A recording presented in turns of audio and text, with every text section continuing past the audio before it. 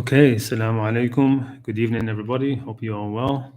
And hope you're doing well wherever you are. Okay, let's see. What do we have with us today? Okay, assalamu alaikum, Paraboy. Hope you're well.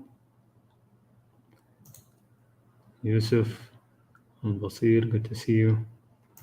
And Surah and the other 3 people we have, I think. Muhammad, salam to you as well. All right, okay. So, what do I have for you today? Quick presentation. I was wondering what I should do today about. I was mulling around if I would have one today, and just been a bit busy, but I decided to just go for it. And I want to keep these still pretty regular, so once every 2 weeks. Keep it that way at least. Don't want to have it more than that. I was just wondering, okay, what should I talk about? And the topic just kept on popping into my head is this one. I think it's because of something I read recently. So the idea of reincarnation, death and reincarnation, and how is that un-Qur'anic or is it Quranic? Well, I don't think anybody thinks it's really explicitly Quranic, but is it un-Qur'anic? So I've got some ideas about that. I've been very interested in these kind of topics ever since I started. I got into them from looking at NDEs. If any of you have seen my my God's Endgame video, I used quite a few NDEs there, and I've been reading a lot of there's a great department of a University of Virginia, the Department of Perceptual Studies. It's called, where they do a lot of research in these things, and they've published a lot of books on have come from that department. There's one called Beyond Physicalism. There's the Handbook of Near-Death Experiences Studies. There are a few of the others, and I've been looking into them. But one side that they're also looking into is the whole thing of past life memories in children. As showing some sort of evidence for reincarnation. So there's a lot of very compelling sort of like accounts on that, which I found.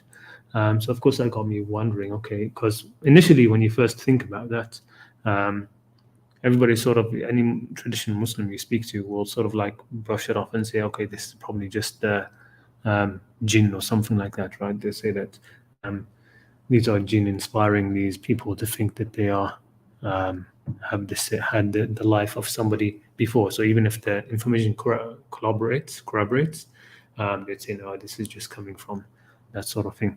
But I've had some other ideas about that. In the description to this video, you'll find 2 links for those who would like to look at it. There's one very nice video, which is a very, very amazing account basically of this boy and his past life, where a lot of information was corroborated. And the other is a panel discussion featuring a lot of the leading professors and researchers from the University of Virginia.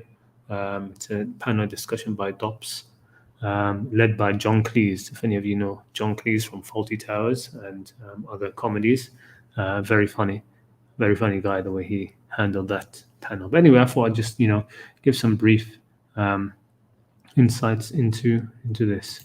So let me get this presentation underway. So the verses that generally talk about this, the people usually used to say, there's no way somebody who sort of like there's somebody come back to a new life, is these kind of verses, right? حتى إذا جاء أحدهم الموت قال رب ارجعون. Until when death comes to one of them, he says, my Lord, send me back. Okay, there is somebody who death has come to him and he says, oh my Lord, send me back. Why? لعلي أعمل صالحا فيما تركت, that I might do righteousness in what I left behind. And the response to that is no, كلا. It is only a word. إنها كلمة هو قائلها. It's just the word that he says. ومن ورائهم برزخ إلى يوم يبعثون. What does that mean, by the way? that it is only a word that he says. إنها كلمة هو قائلها. It's basically sort of saying that this person who says I know. Of course, this is talking about somebody who's been condemned because of their deeds. So he knows that he's going to be punished. He's not of the good people, right? That's why he's asking to go back. And generally, based on what I see, whenever you look at any of these verses, which talk about people not being allowed to come back after passing through the threshold of death, they are always the zalimeen, the oppressors, the people. They are not the good people, right? These are the people who have gone through their test in life, and they failed, and they failed. So it's known what they are. So this here where it says innaha kalimatun huwa qailuha, it's just a word. It's a statement. It's a claim that he says.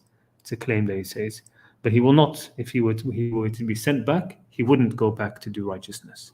He wouldn't go back. It's just a word. Innaha kalimatun huwa qailuha. It's just he just says that. Okay. But if he were to be sent back, he would go back to his old ways. And there are verses which talk about that. So this is the main one. They say there's a barzakh, and you pass that, you don't come back through it. Okay, but if you look at this verse, it's talking about this unrighteous person. Another verse, وَمَنْ يُضْلِ اللَّهُ فَمَا لَهُ مِنْ وَلِيٍّ مِنْ بَعْدِهِ, and he whom Allah lets astray, for him there is no protector or beyond him.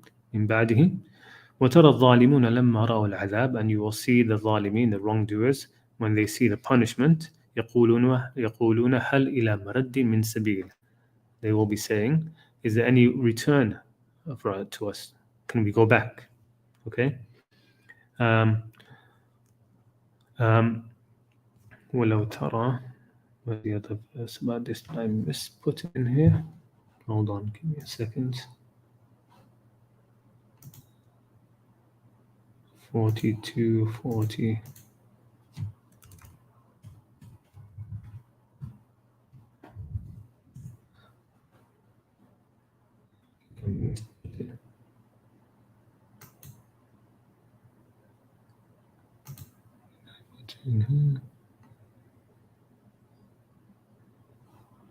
One second, sorry about this.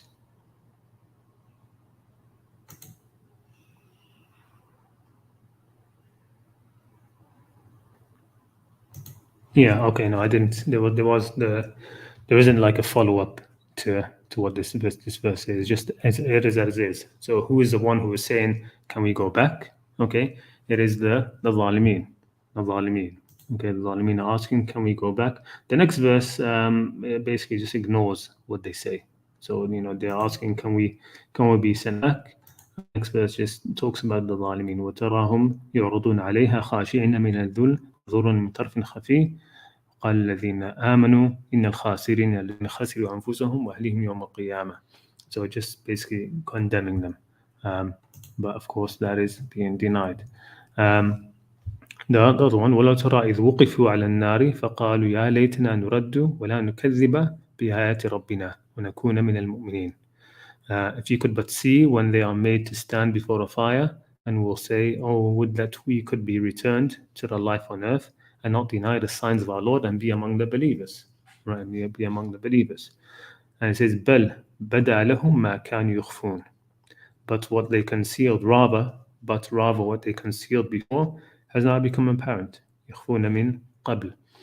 وَلَوْ رُدُّوا لَعَادُوا لِمَا نُهُوا عَنْهُ. And this is what I was talking about before.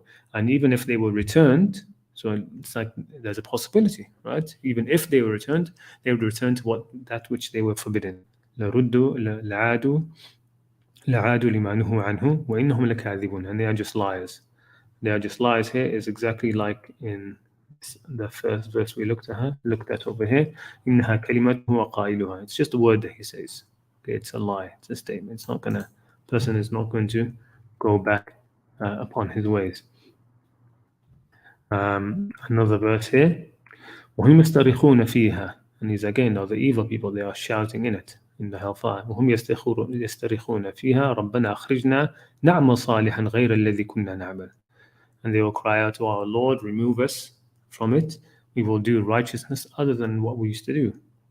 And this is a very interesting thing here.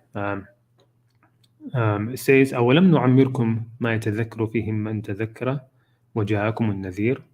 But did we not grant you enough life enough for whoever would remember, whoever would receive the dhikr, the reminder, would be reminded. Okay, and the warner came to you. فذوقوا فما للظالمين من نصير. So taste the punishment, for there is no help for the wrongdoers. Now this verse is a very interesting verse because you can take this as saying that there's an excuse for somebody who doesn't live a long enough life, right? So everybody who's entered in hell would have lived a long enough life to earn hell, if that seems clear. Okay, so I mean, it's one of the things where you could say that no young person, or maybe another way to put it in the context of what we're talking about here, no young soul will enter hell. Okay, everybody who will enter hell is somebody who has spent enough time in this world. Okay, that they should have received a reminder that basically they've shown their true colors, what they are and what they've chosen. That's become them. Okay, any more time in this world would not have changed them. They wouldn't have changed or repented or anything like that. They would have, they've come, they've shown what they are. They've shown what they are internally, right? وَلَمْ نُعَمِّرْكُمْ مَا يَتَذَكَّرُ فِيهِ مَنْ تَذَكَّرَ وَجَاءَكُمُ النَّذِيرُ. Now, in the context of this as well, what about the person who dies young? All right, somebody who dies young, who didn't have a long life, right? Didn't have a long life to get tadhakkur on this. And then let's say, in that portion of his life, he was not a person of righteousness.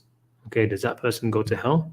Does that seem, very fair or very just that somebody, a young person who hasn't lived very long, okay, they die, they haven't been a very righteous person, okay, maybe they haven't done some great evil, but they haven't been able to show a lot of more good than evil. Would they be going to hell? Did they have even enough life? Let's say a young person who had a righteous life, shouldn't they have a longer life to be able to do a lot more good deeds, to be able to rise up in ranks? Okay, so this is another sort of question mark on that, right? So would it be possible that the good people who die before their time, and there is such a thing as dying before your time, right? I mean, I know that the traditional view is that no, everybody's death is appointed. That God chooses when you die. God doesn't choose when you die, when somebody kills you, right? There isn't these kind of there isn't these. We don't put that on God. The human lifespan, right? You can right now, anybody can decide to go outside and shoot somebody and kill somebody, right? And then you say, okay, that was God's planning. He decided that person would die. Then no, you decided that you'd kill that person. Then, so such people, could they be brought back into a new life in order to be tested fully, right? At the end of this test, there is either Jannah or Nar, right? There's either hell or heaven. You have to be tested fully, right? So you're surely gone to one or the other. So this is another one. Another way, again, so, looking at this verse, you can think of it in two ways. You can think of it, that the person who dies young has an excuse before God, and simple as that. Or you can look at it as that nobody really will die without having had their soul have had enough life in this world, whether that's in one life and then being reincarnated into another one, but enough. That's another thing to think about there. قالوا ربنا, this is another interesting one. قالوا ربنا أمتنا اثنتين وحييتنا اثنتين فاعترفنا بذنوبنا فهل إلى خروج من سبيل. So this is the one which people ask, what are the two lives? God, you made us dead twice and gave us life twice. Okay.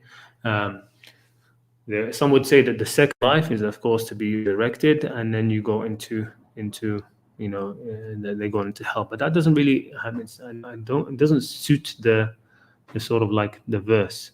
They're sort of talking about, it's as if they were talking about what happened to them before, like before they are in this stage, before they're in hell. The life in hell isn't a life, isn't really a life. Yeah.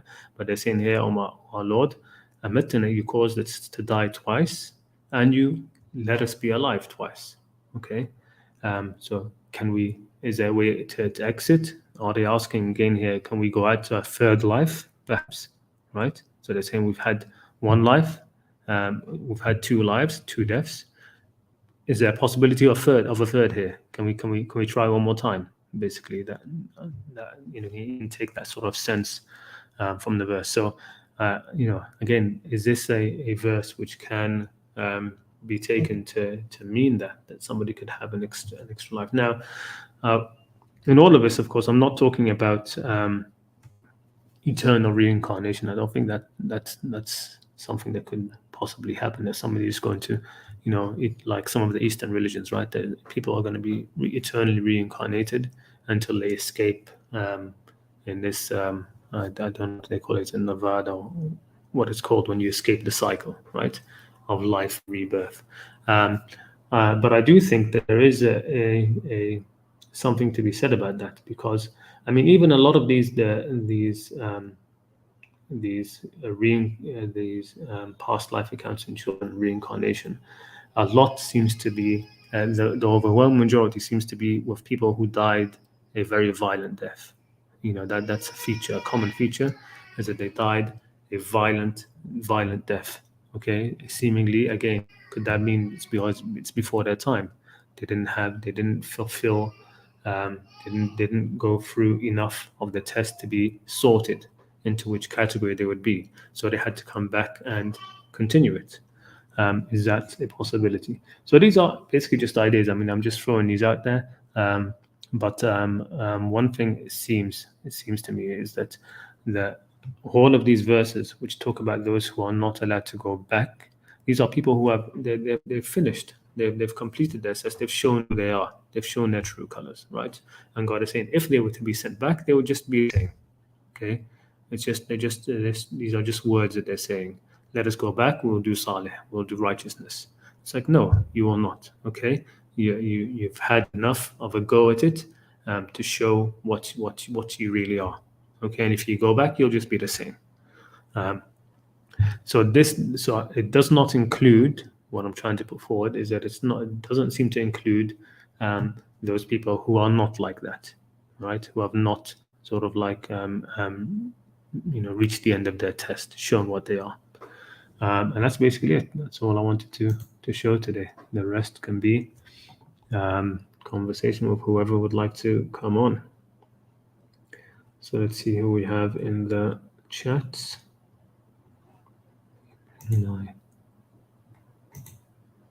I'll set off on a little bit like that. Assalamu alaikum, Brother Rashid. Surat, Basil, of all people. I have no idea what that is.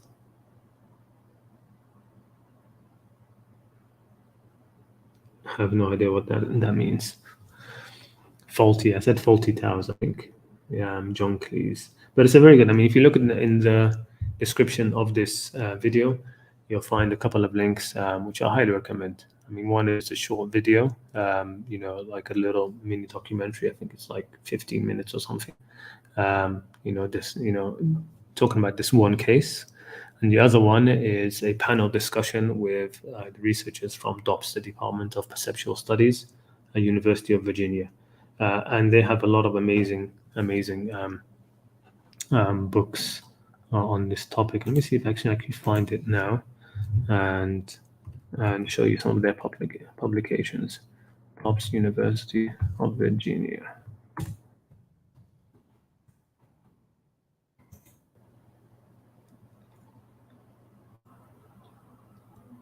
Let's see, where's their publications? That's what I would like to show you. There's a research department.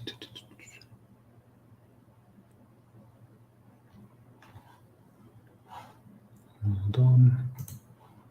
Let's search of it with publications.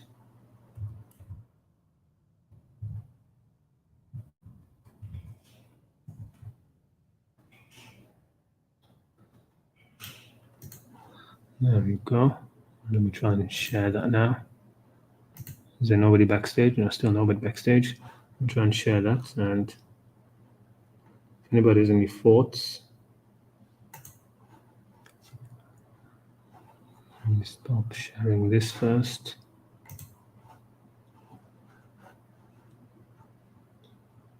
Yeah, there is Irreducible Mind. That was a very good book as well. Irreducible Mind. You can get all these on Kindle, by the way, of course. Irreducible Mind was a fantastic book. Let me stop sharing that screen and share another one.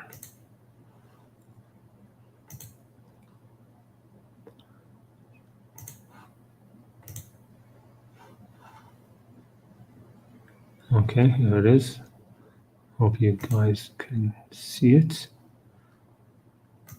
Yeah, so they've got a lot of interesting publications, and these are very well researched, of course. I mean, we're talking about actual university, right? The University of Virginia, the School of Medicine. Okay, so they've put a lot of research out into it. I've read this one, and Irreducible Mind and Beyond Physicalism, and this one, The Handbook of Near-Death Experiences. Fascinating stuff. This one I haven't had a look at yet, The Return to Life, okay, and Life Before Life. These are the ones about past life memories in children.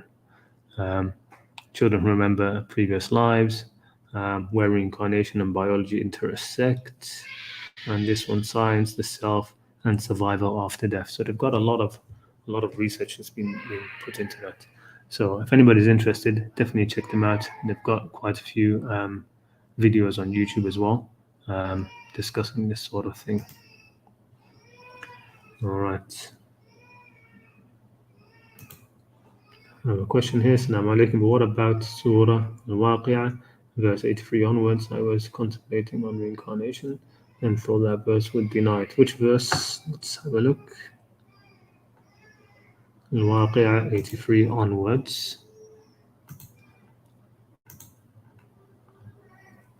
Al-Waqi'ah is surah number, if I remember.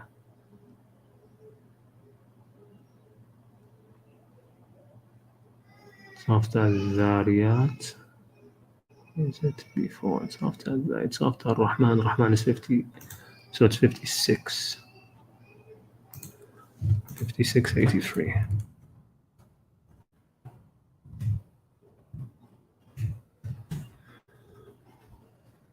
Okay.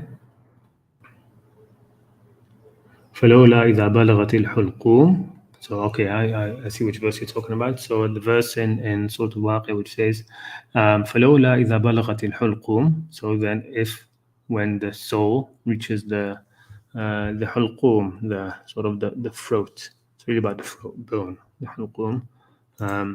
وأنتم حينئذ تنظرون, and you at that time are watching or seeing. وَنَحْنُ أَقْرَبُ إِلَيْهِ مِنْكُمْ وَلَكِنْ لَا تُبْصِرُونَ, and we are closer to him, the dying person, but you do not see. Okay, and it says فَلَوْلَا إِن كُنْتُمْ غَيْرَ مَدِينِينَ.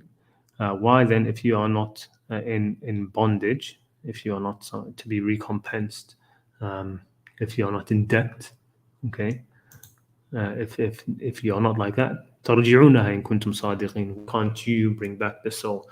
Well, I mean, it should be clear why this isn't.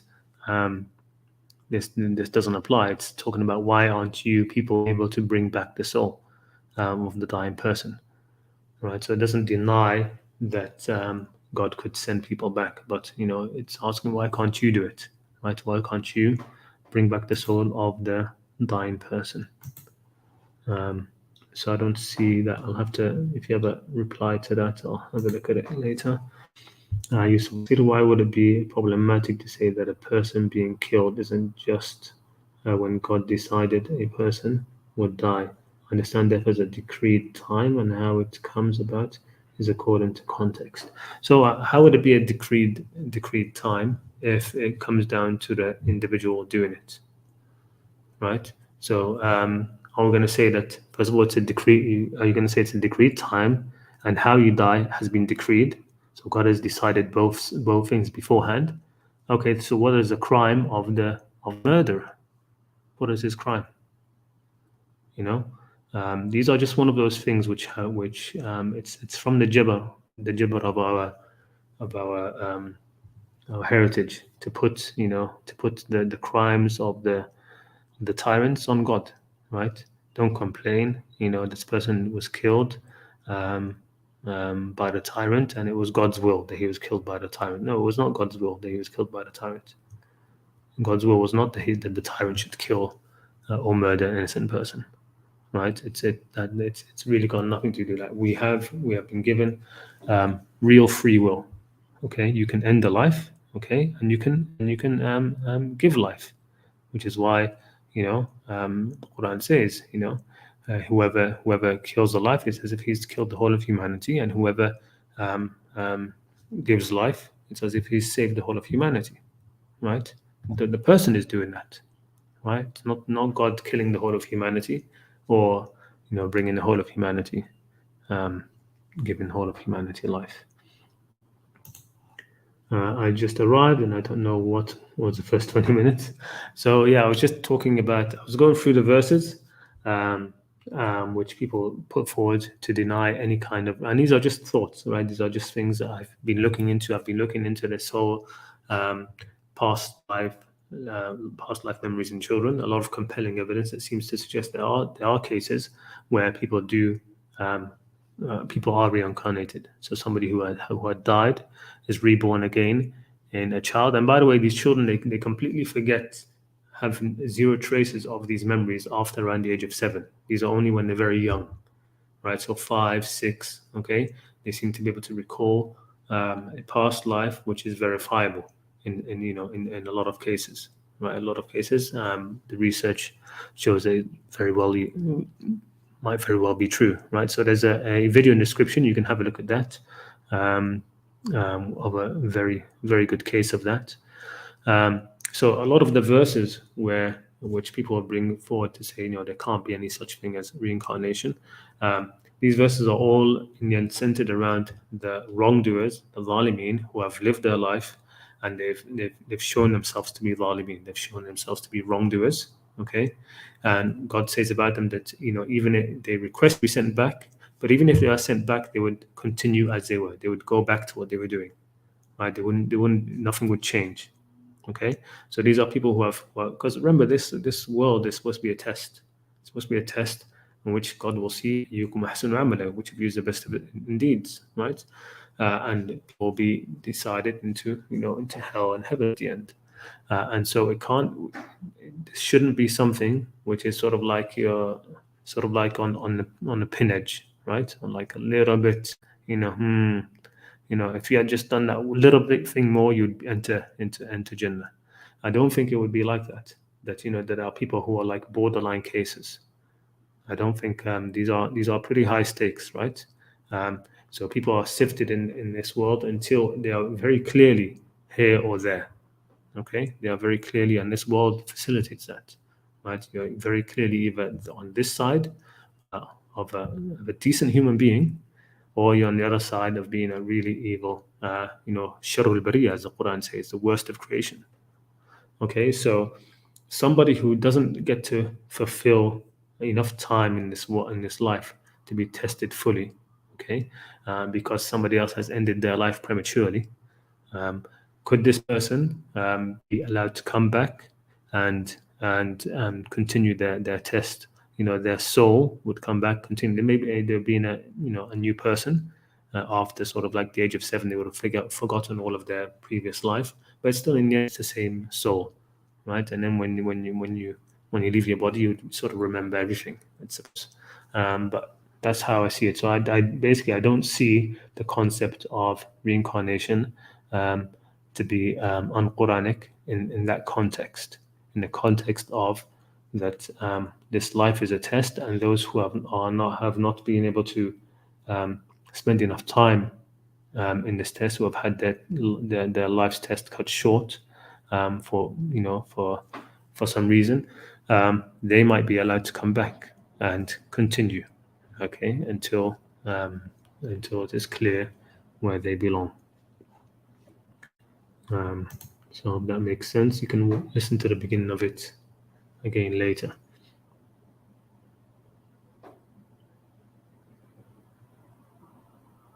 Yeah, I mean, these are really interesting subjects. I mean, the idea of morphic resonance is really interesting. This is, by the way, anybody who wants to look that up, it's a theory proposed by Rupert Sheldrake.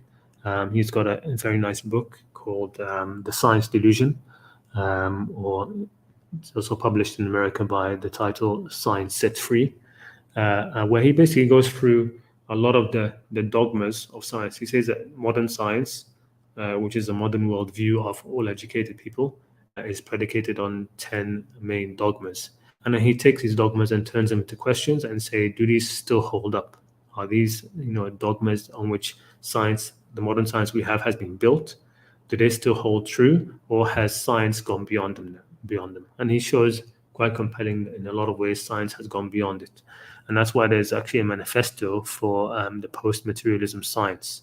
If you Google that up, there's a manifesto which has been signed by a lot of scientists, professionals, clinicians, doctors, where they say that that the science needs to be revitalized a bit, okay, because some of the dogmas are shown they are not on firm foundations anymore. By dogmas, he means like main rules, like for example, the constants of nature, right? That the speed of light is a constant. Okay, the big G, the universal gravitational constant, it's a constant, right? There's no point in looking as if these things will change. And he looked into that and saw, in history that these things, that there seems to have been some fluctuations in these things. The speed of light has changed from a certain period to another period. It dropped and then it went back up again. But then these sort of things are not being looked into in modern science because it's been hampered by this idea that no, the speed of light is a constant. It can't change. There's no point in looking for variations in it.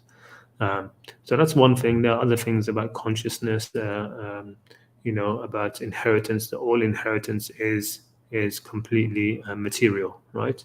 That we don't inherit anything from our parents, our forefathers, which is not material. That's a dogma, right? That's a dogma. All inheritance is material.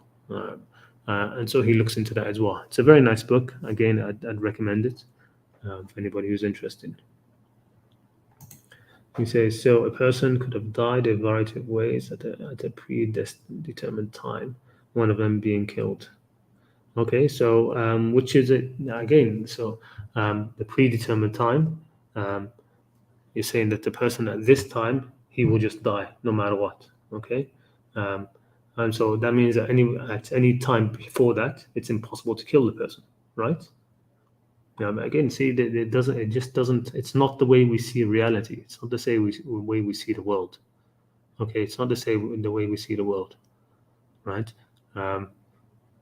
We don't see people around us who seem to be sort of like, all of these things happen to them, and they just, they're put in situations where they would almost certainly have died like 100 times in their lives, and each time they're sort of like magically saved. Okay, they don't die until a certain time they die, and they die there because of, I don't know, some other random thing, a disease or something like that. We don't see that. It's sort of like what's it called in when you're writing a book? Character shielding. What is it called? When you give your plot shield, right? Plot shield. When you give your characters this sort of like shield, narrative shield, where they nothing can happen to them.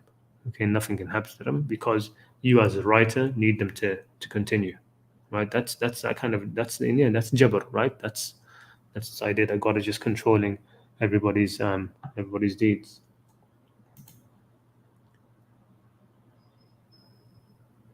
Keep reading verse 88, etc. I mean, in the end, yeah. I mean, okay. Verse 88 says, فما فلما فَمَّنْ كَانَ مِنْ أَصْحَابِ الْمُقَرَّبِينَ. Yeah, so whoever is, I know the rest of the surah, so I don't see what the rest of the surah would offer in that. It's just saying that in the categories of people. So if you have the muqarrabin, or if you are ashab al-yamin, the people of the right hand, or if you have the foremost, or the people of the left hand, where you will be. I'm not sure I get the idea what you mean. But maybe you explained it lower down in the comments. Let's see. Yeah, we just talked about that just now. So Surat al-Waqi'ah from Surah 83 onwards, it's just talking about um, that it's a chat. It's basically saying to the people there, if you think that you will not be recompensated, if you think if you think that you will not be brought to judgment, okay, bring back this soul which has gone. You bring it back. If you are truthful. It's just talking about that they can't bring the soul back. It's not talking about that God will not allow somebody to come back. Um, that's what I would say about that. Let's see what else are the words.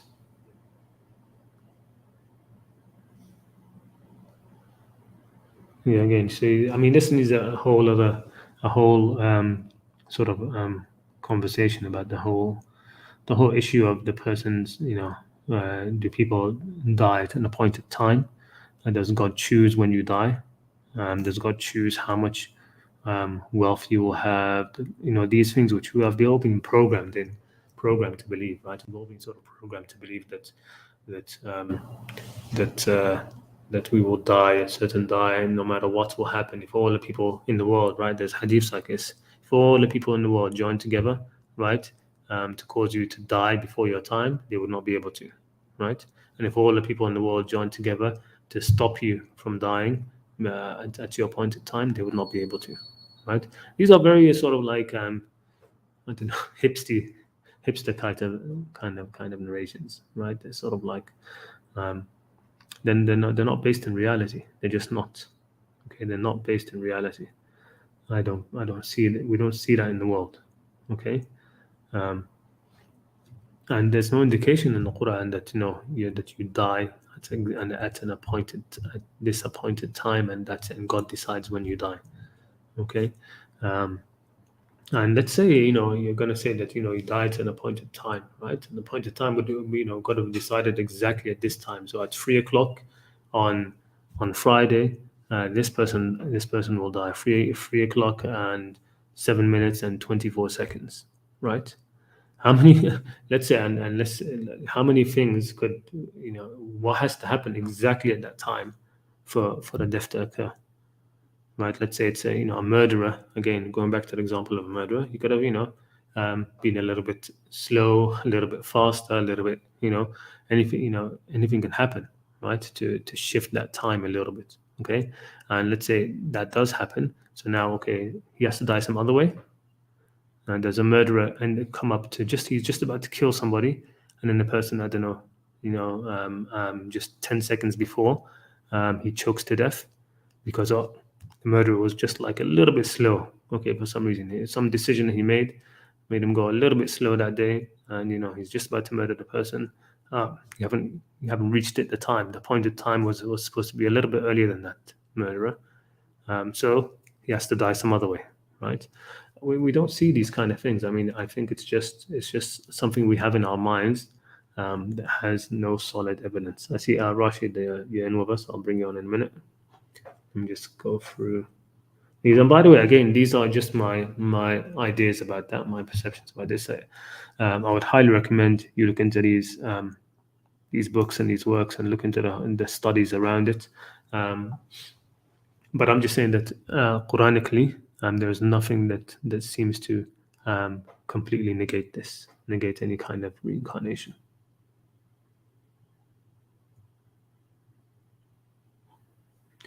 Does that mean belief in karma as well? If reincarnation is compatible with Quran, is belief in karma as well? No, I don't think so. I mean, these are separate. I mean, I know they're put together, but they are separate. Understand? You don't have to have a belief in karma to believe in there's going to be some sort of reincarnation.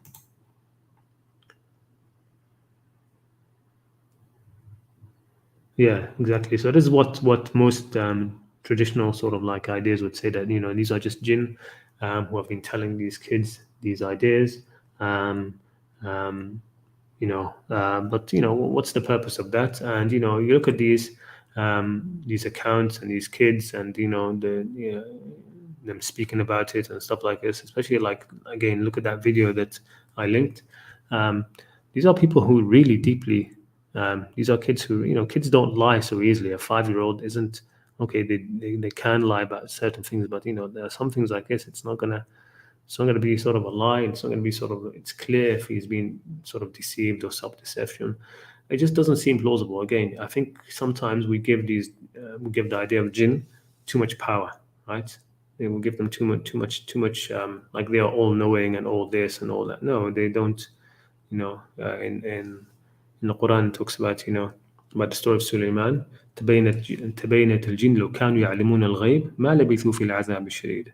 It became clear to the jinn that if they had known the unseen, so the jinn themselves, even though they're unseen for us, assuming that these entities exist, intelligent entities, لو كانوا يعلمون الغيب ما لبثوا في العذاب الشديد. These unseen, these which are for us unseen, they themselves don't know the ghaib. Okay, they don't know the ghaib.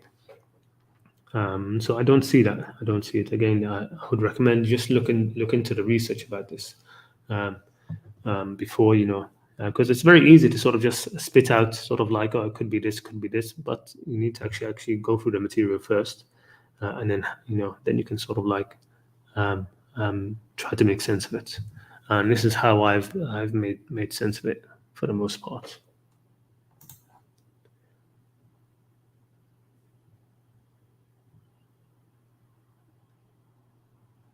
Yeah, and the other thing about that, this interesting thing, that how do we know? I mean, maybe many more of us have these, or have had these sort of like past life memories, but we don't remember them, or we never talked about them as children. Okay, I mean, and again, after the age of 7, for some reason, across the board, anybody who's had these memories of a past life, they completely forget them. Okay, after 7, which goes to this, this idea, if this were jinn inspiring, why after 7 are the memories just completely gone? Completely gone. It's very strange, because it's almost the opposite of the NDE experience, the near-death experiences. People who have had near-death experiences, even as children or as young people, they remember it as clearly as it happened the same day. Even 20 years later, 30 years later, 50 years later, they remember it so clearly, so vividly for the rest of their lives, right? Whereas when it comes to these past life memories in children, after the age of 7, they're sort of like, they're gone. Okay, these memories are completely gone.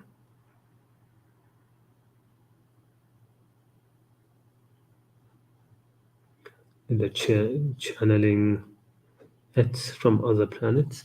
Yeah, I suppose so. But I don't see it. I do see it as very different. I do see it as very different. Again, I just recommend that you look into it more. But again, that's my take on it. Rashid, I'll add you now. Assalamu alaikum. Wa alaikum salam wa rahmatullah. How are you doing? Alhamdulillah, I'm doing fine. How about you? Good. Alhamdulillah. Yeah, it's a very interesting topic, one that I myself have thought about a few times. Now that you brought up that issue of reincarnation, as well as predestination, or sorry, not predestination, but yeah, predestination, when someone is going to die and all that. Yeah. How do you view that verse in Surat al-Imran, which says, وَلَوْ كُنْتُمْ فِي بُيُوتِكُمْ لَبَرَزَ الَّذِينَ كُتِبَ عَلَيْهِمُ الْقَتْلُ إِلَى مَضَاجِعِهِمْ. Yeah, that's a very interesting one. I wrote about that a while back on Reddit. I don't know if I need to actually be able to find. It was more in the comment section rather than its own post. But basically, that whole verse is all about the contentions of the hypocrites. The contentions of the hypocrites with regards to the Prophet and where they should fight. Where should they fight? Okay. So let me pull out the verse. You know the verse number? Let me Not 100%, but I can. Let me try and first of all, let me stop sharing this. Good old dops. And let me share the Quran website that I use.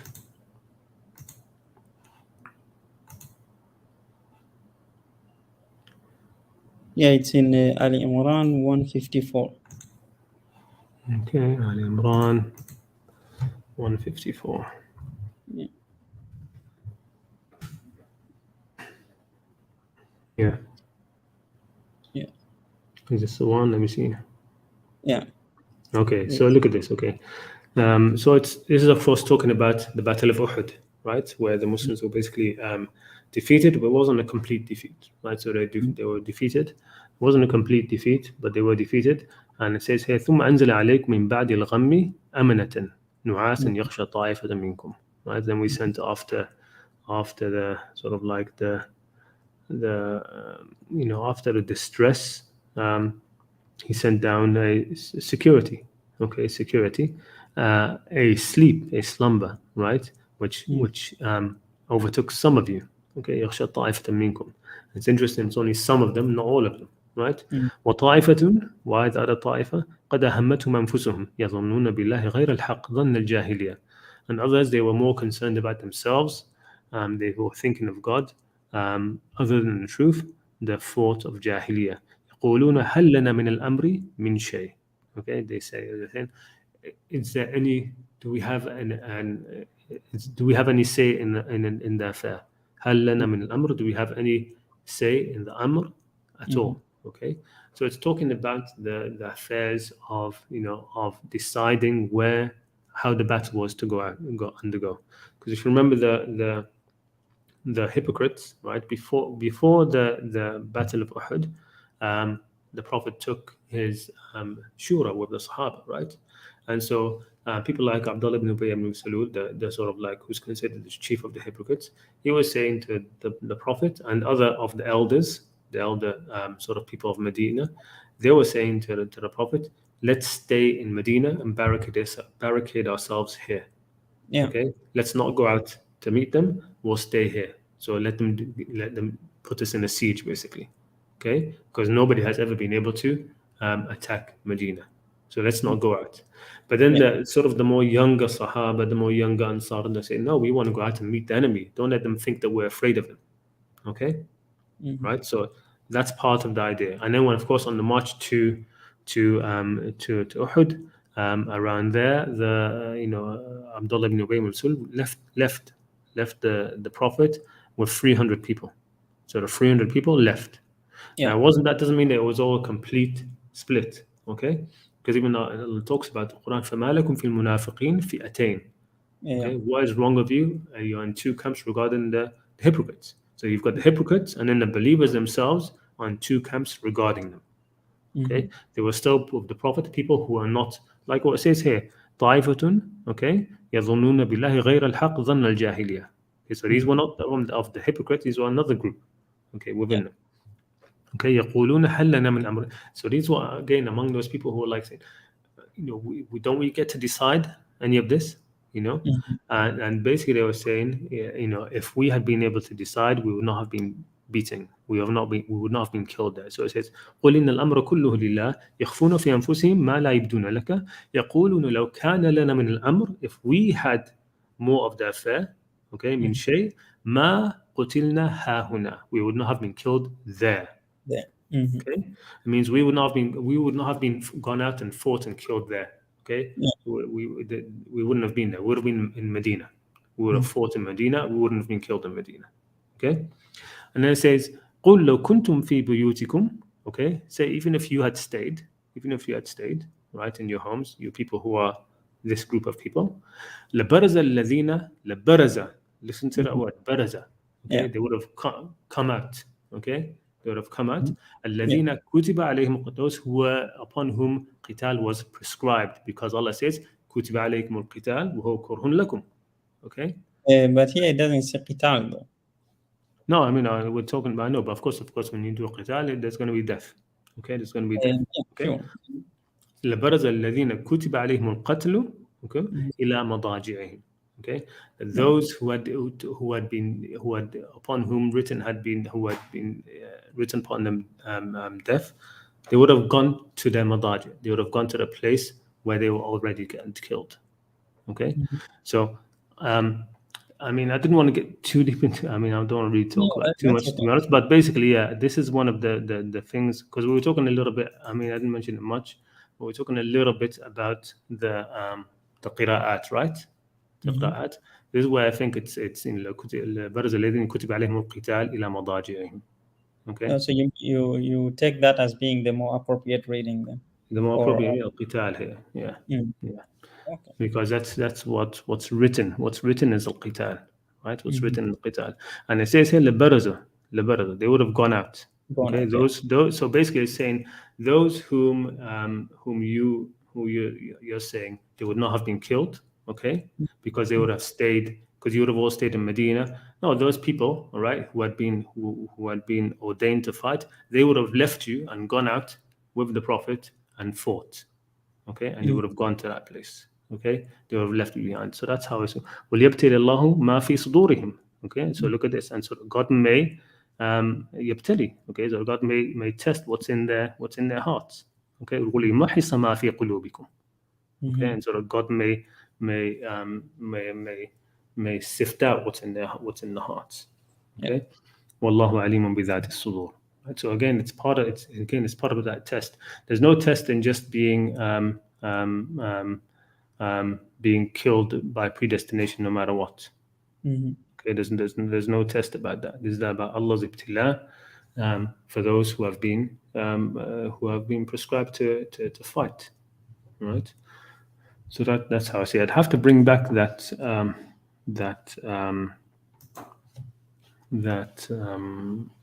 comment that I wrote about that. I think I put it in my Evernote. I'm not sure, but I wrote about this and thought about this verse quite a lot with regards to that. Yeah, it's also one that I've given quite some thought myself. I think Because don't forget also the thing about it is when it comes to the how it's written, okay, qital and qatl, they're written sometimes with the same rasm in the Quran, right? So it's the same rasm. So I look at that and I say, لبرز الذين كتب عليهم القتال إلى مضاجعهم, right? لبرز الذين كتب عليهم القتال إلى مضاجعهم, right? Yeah. Those who had been, upon whom qital had been prescribed, they would have gone out to the same places where they ultimately fought. Okay, where they ultimately died. Should madaji' here be translated as we understand it in Surat Nisa, as in beds, or yeah, is resting places, yeah. places. Where lying down places, basically where they fell in battle, Okay, they would have ended up, because again it's all about, again, if you go back, يقولون لو كان لنا من الأمر شيء ما قتلنا ها هنا. Okay, ما قتلنا ها هنا. And again, I think it should have been ما قاتلنا ها هنا. Okay, ما قاتلنا ها هنا.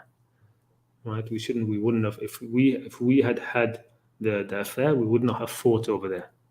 It wouldn't have fought over there, right?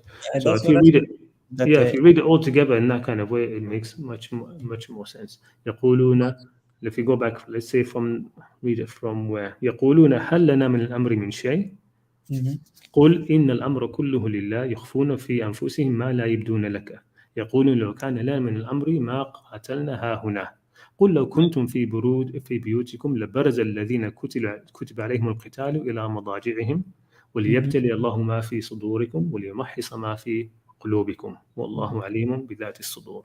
So it makes more sense when you read it that way. It makes more sense in the whole context. Otherwise, what is all this stuff about, why don't we have some of the affair? They're saying the affair of who will die when they will die, and they're not talking about that. They're talking about where we fought, right? And that was a big issue with regards to the campaign of Uhud, right? And the whole split of Abdullah ibn Ubay ibn Abi Salul, he left because he said, Muhammad disobeyed me. I told him we should stay thing. And when they came back to Medina afterwards, they said to them, "We told you don't go out to fight over there. Yeah? We told you not to go fight over there. If you had stayed over here, you would not have been killed." Okay. He's saying if you had just stayed with us, you had not been killed. And the ayah is basically saying, even if they had stayed with you, okay, if you had said no, let's stay over here, okay, those who had been ordained to fight, who had been commanded to fight, all right, who had been for whom fighting had been prescribed, they would have gone out. They wouldn't have stayed with you. Okay, I mean, it's just for me personally.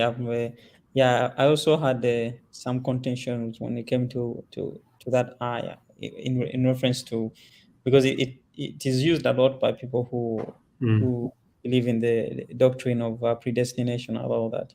So Yeah, they refer to that verse and they say, you see, in that verse, it says that, killing, or when people are killed, it's because Allah had already, written it down for them. So Allah had already written it down for them that they are supposed to yeah. go out from their homes and lie in their beds. So they could not go against that. Yeah, they could never have gone against that. That means the mushrikeen could have never have gone against the whole thing of coming out to fight against the Prophet, right?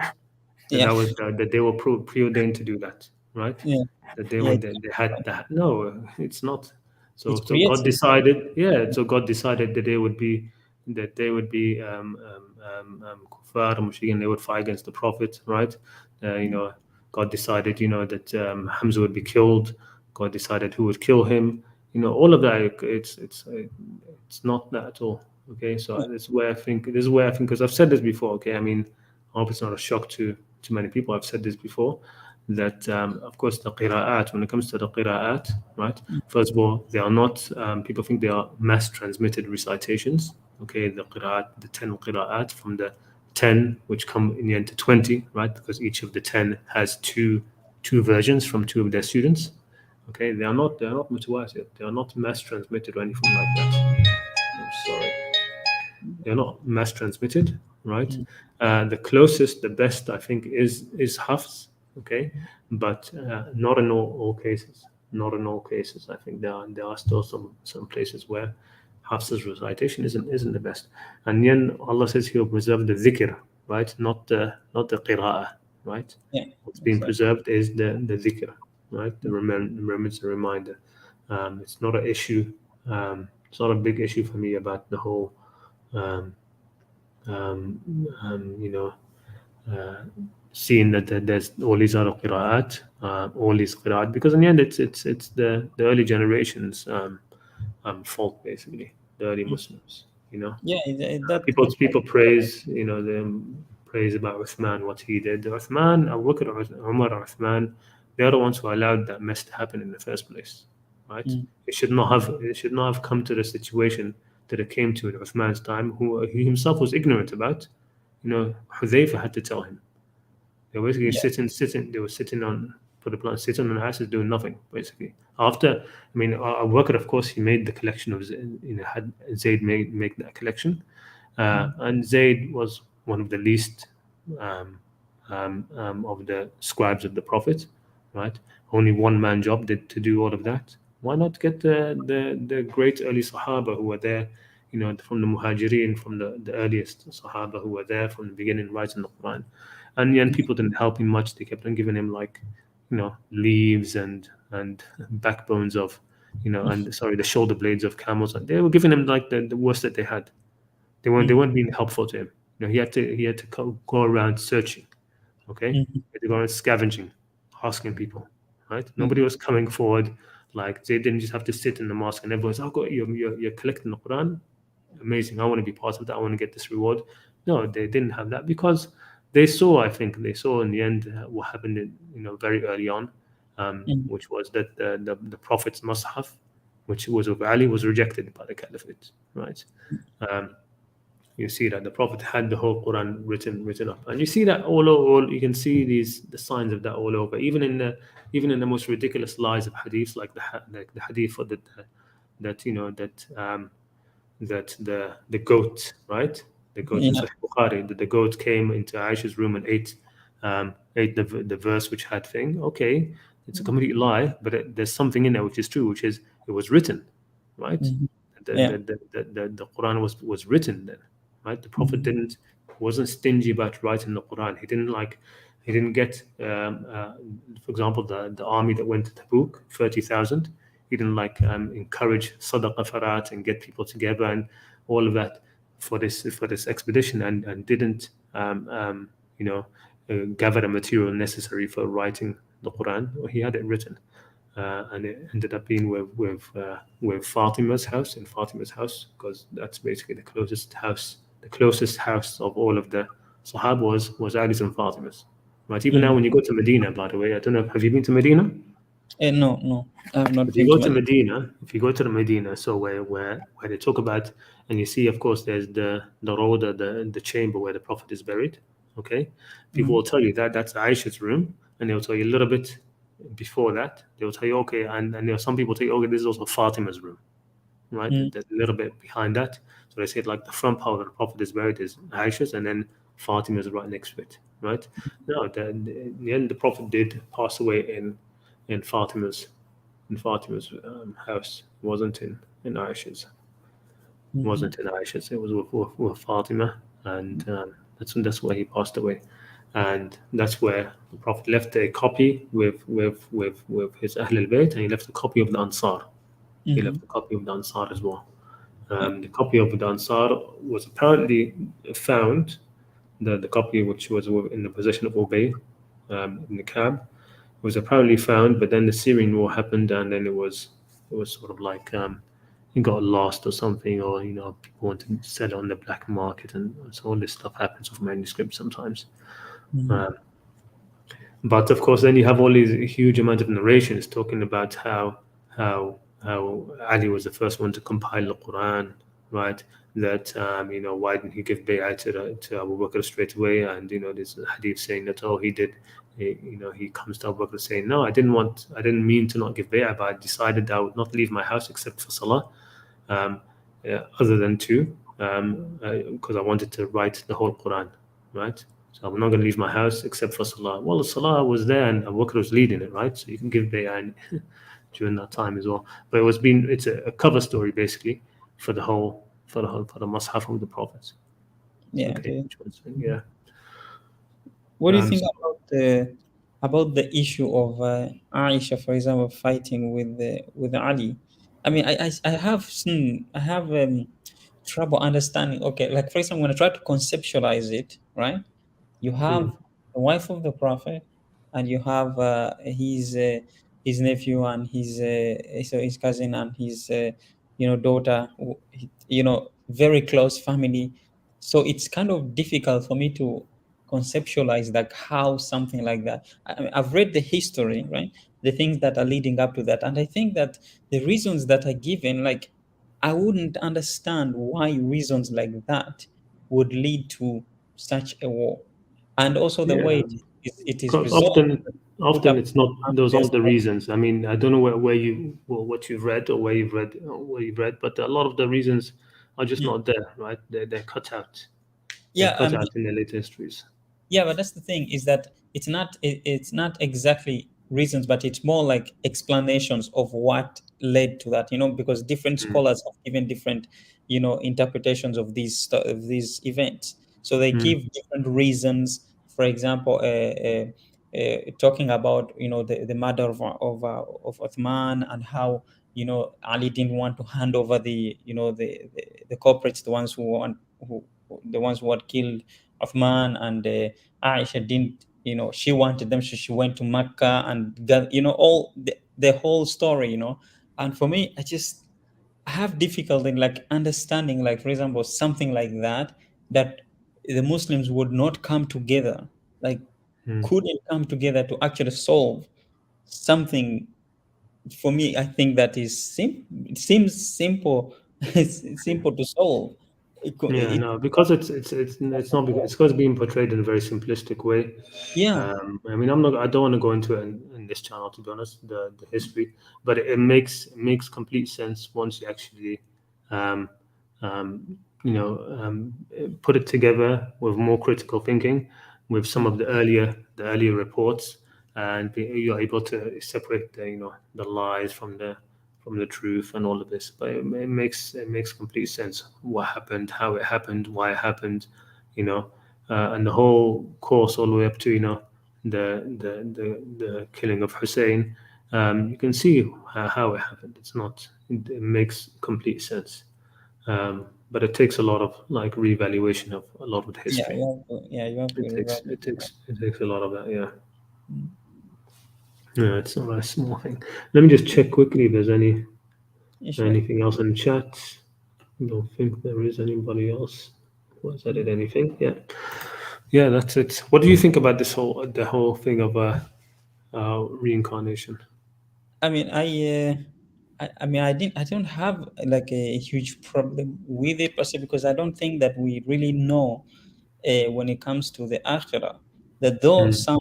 some things are like hinted at, or maybe they might be described in the Quran, I don't think that that is exactly how it's going to be. Even when the Yeah, Quran is talking about Jannah or Nar, I think yeah. that those things, I don't think that that's how actually it is. Like Mm. in the next life, like some of them are written for a shock value, some of them are given for a, as incentives, that kind of thing, rather than them being actual literal. Like, for Yeah, I know. example, But yeah, you mean by that, of course, the talking about reward, punishment, gender, health, all of that. I mean, I think this is a quite a different topic, no? Whether yeah, I somebody mean, will be allowed to come back mm, after dying, reincarnated. So before all of the reward, punishment, all of that, before that you even get to that, before, okay, would somebody who's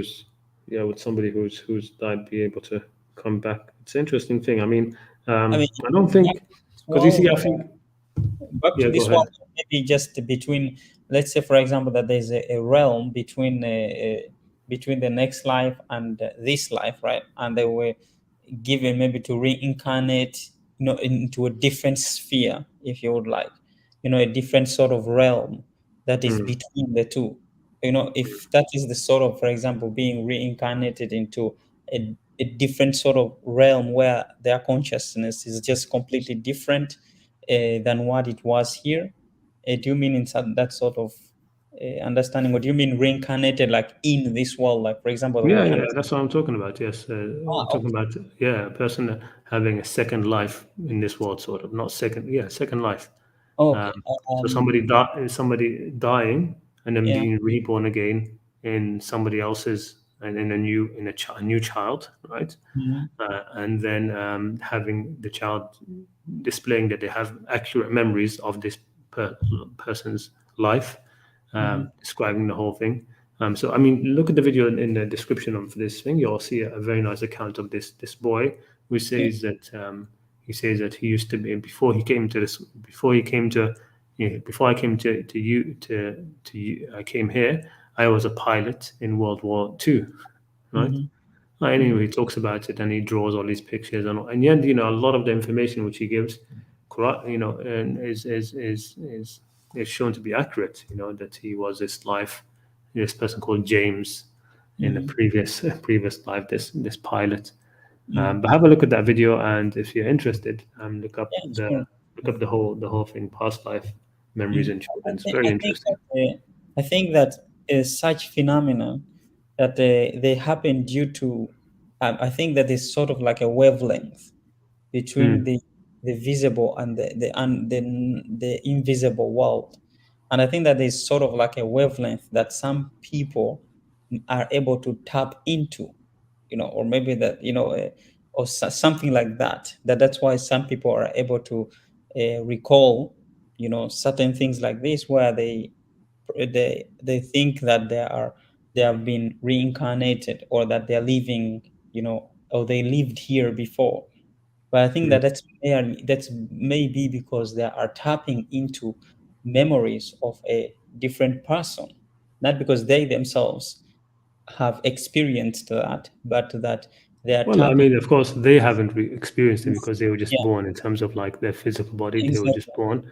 But I mean, what's the difference between somebody having the memories of Mhm. a previous life and somebody actually they did have a previous life? I mean, Well, I very, think that very short, well, very. I think that I don't think that they are because I don't think that, for example, that they are able to recall, like, most of the things, that they are able to recall events, different events, pieces.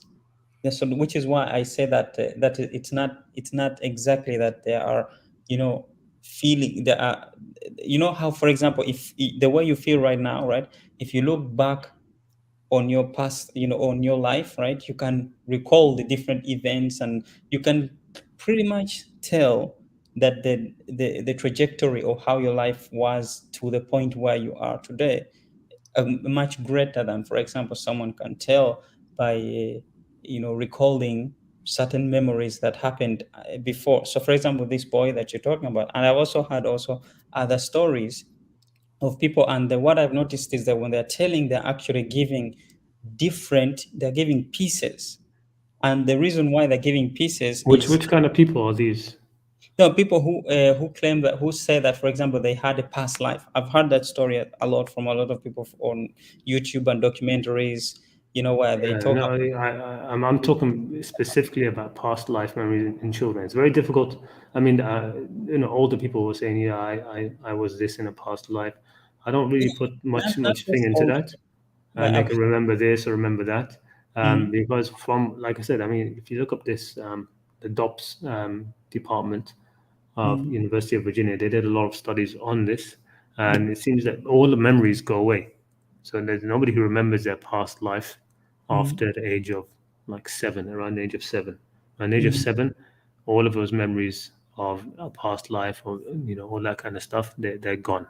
Okay, but mhm, in young children, 4, 5, 6, whenever they're able to sort of talk and articulate a little bit, there are some that are showing some amazing, amazing. They're saying some amazing things really about talking about mhm. how they were before they came to this life and these sort of things. And it's very difficult to say about children like that Yeah, that they are that's true. But I think they that are lying or deceived or no, no, self-deceived not, or not not lying. I wouldn't say that they're lying or that they're deceived, but I think that they're tapping into like a universal consciousness, something, some wavelength that they are tapping into, and are able to recall certain pieces of, as if it's their own, or I don't. But it's just it's a theory. It's not for sure. Like maybe. I mean, I think more it's just more. Um, I mean, well, why would you need to go into that path? Why not just the most simple explanation, right? Is the easier one, right? Which is that the person's soul came Mhm, back and was, just like we believe in the soul, right? That when a human being is in the womb, okay, there a soul is put there, right? It's mhm, not like the physical body is just the physical body and that's it, right? We believe that there's a spirit, right? mhm, That the human soul goes into the body, right? mhm, Goes into the physical. So why not that this soul of somebody who has actually lived a life and died is now coming to this body of this person, and that's how the person is experiencing it. The child is saying, "No, this was me, yes, that's and they have these, again, they're talking about the experience completely as if no, that's me. It's not like a memory of somebody else or something like this. mhm. Mm. Yeah, the thing is that I mean, I cannot 100% like say one way or another. I mean, And it's a it's very old thing, right? It's a very old yeah, it's a very old, very old. The Eastern religions and the Eastern philosophy, and it seems to be sort of like something which a huge swath of humanity have this idea that yes, that there is such a thing as reincarnation, right? Yeah, But definitely. anyway, I mean, the issue, the thing that I was wanted to show in this stream only is that I don't think it's un-Quranic. No, I in think definitely not. yeah, And you can't use the Quran to argue against it. I do yeah. agree with that. You really, like, it's just as possible as Hmm.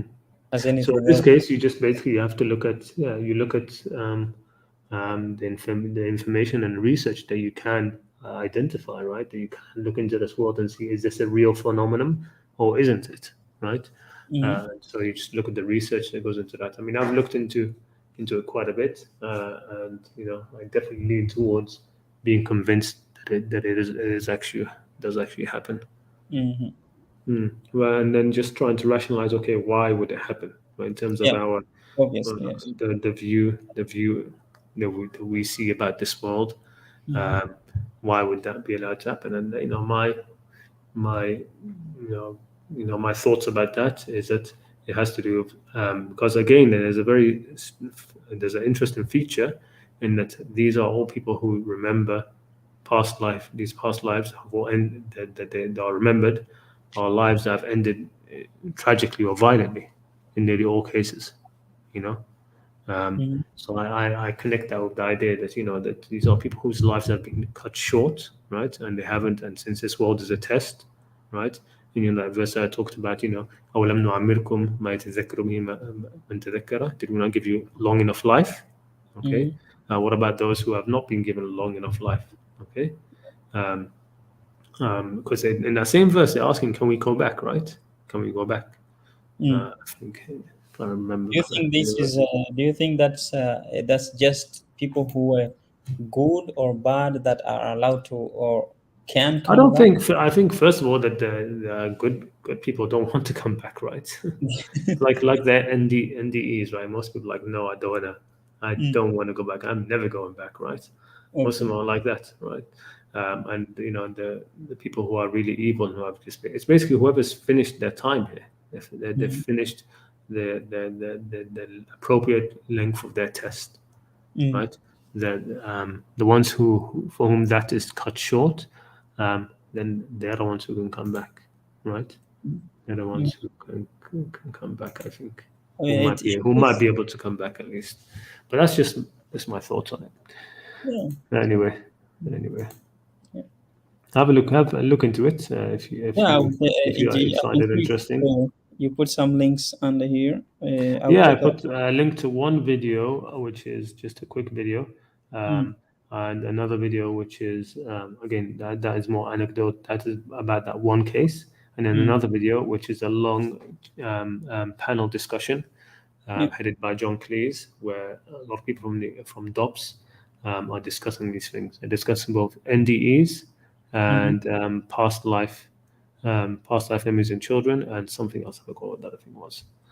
But yeah, Do you have a think? look at it if you're interested. What do you think about the about NDAs? Do you think that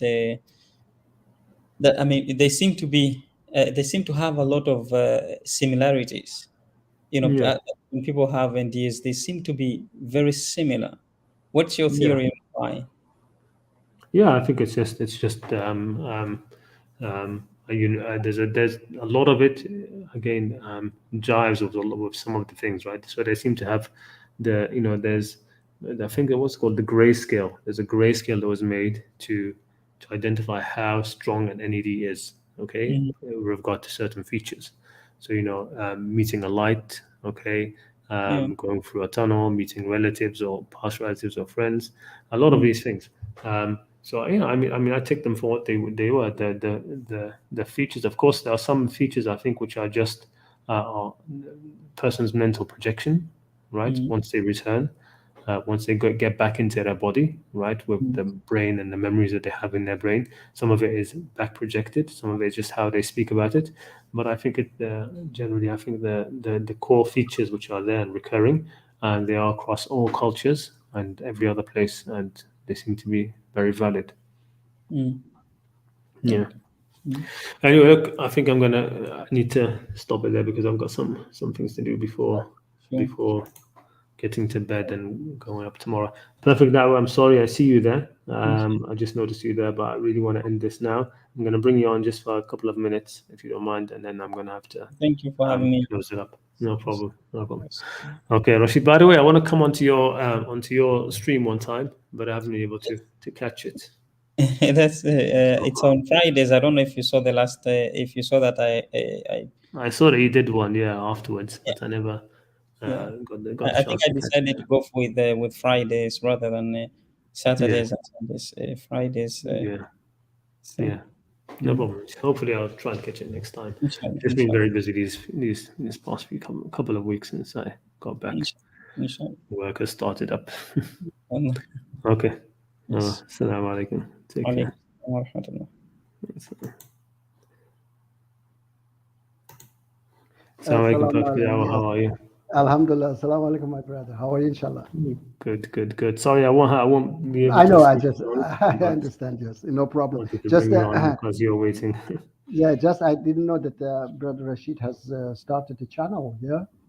Yeah, he's had. I think he's had a channel for a while, but only Okay. recently he started like doing streams where I think he's doing a reading Okay. through the Quran, basically some Okay. contemplation through the Quran.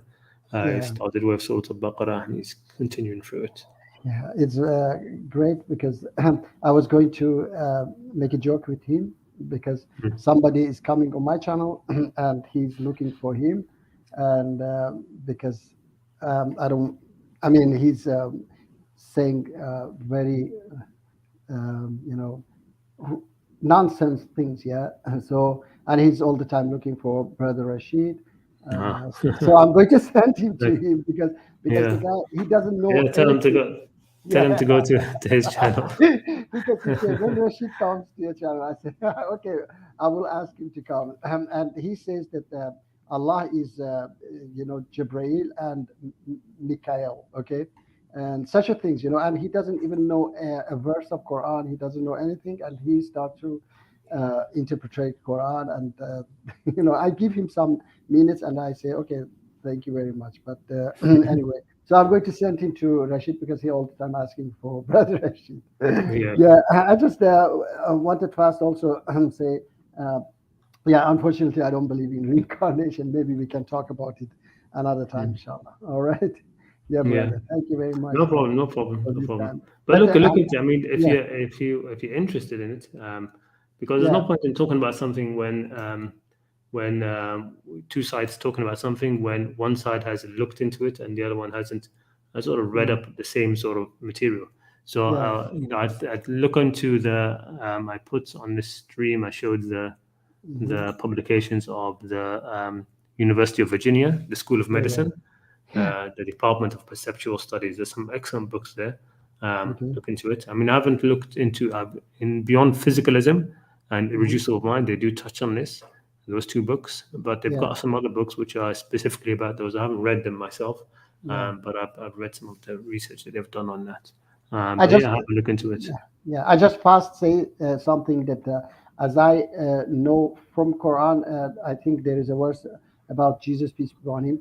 He's talking about three steps: the day I was born, the day I died, and the day I resurrect again. So Yeah. I see that just three steps for every mankind. There is no four step that come back again, and that's some fellow Muslims say, "Oh, Jesus is coming back," or they take that verse as he's coming back. Yeah.